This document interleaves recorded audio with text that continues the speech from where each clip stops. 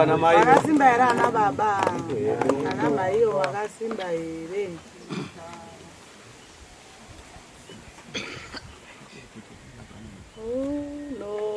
Unoziwa kusasimba kwedu tochakura asimi murisima pengu mwariwe munondipasi mwariwe ndomuda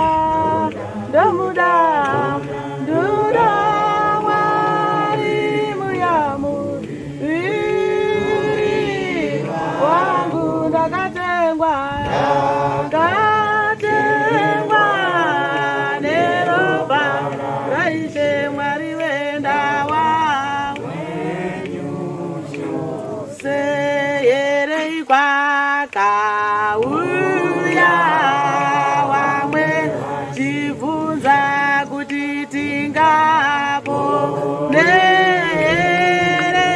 erei ungu tinoda muponi esi wangu neniwo ndinoda mwari wendomuda nduda mwari muyamuviri wangu ndakatengwa neropa raishe mwari wendawa wenyu chose sokoti ose mangwanani ano muzita ramambo Jesu tinotendai toda kumukudzai nekuti matitira zvakanaka kutichengetedza usiku hwese kusvika panguva ino. Ndakunamata ndichikumikidza dare rino mukati mwemaoko wanyu Mwari tasvika panguva yekutanga basa redu. Ivai pakati pedu kusvika tichipedza, muve neutungamiriri hwedu hwese hwetiinaho pakati pano, utungamirirwe nekuropafadzwa ndimi. Ndichikumbira Mwari kuti muvape uchenjeri hwamakaisa kuna Soromoni chivai nesu patakupfuurira mberi kusvika tichipedza muzita ramambo Jesu mazvita henyu. Amen. Baba ngorima.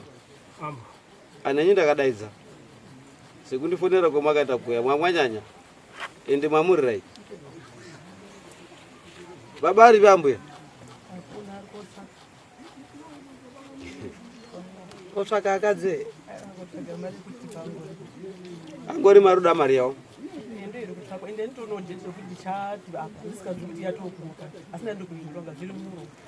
Irini zvendinoende kuita handishandi nepfungwa dzenyu vabereki. Ndoshanda nepfungwa dzematare nemutemo ndodzandoshanda nadzo. Ndinotarisire kuti kubva panguva yakapinda nyaya yemudare sizeni yekutorima yatopfuura angorima haana kuorima munda iwoyo. Vachinge vakutozviona vakutoona sekunga makaende kondibhadhara mari imimi. Pakatoshandwa huori hwokuti baba vatinge tichivavhiringidza panyaya yawo. Zvisiri izvo.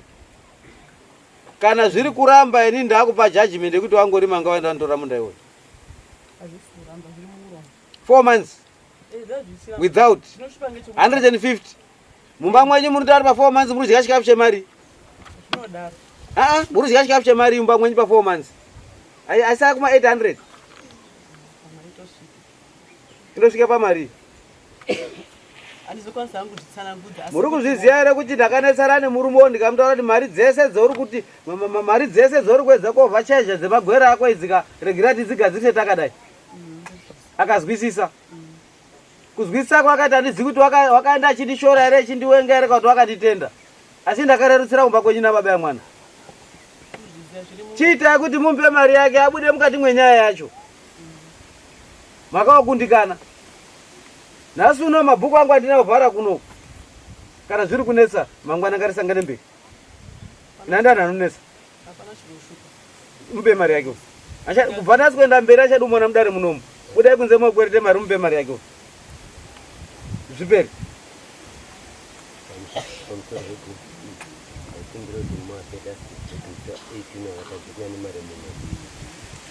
Azvingandinetsa nyaya yane 4 months.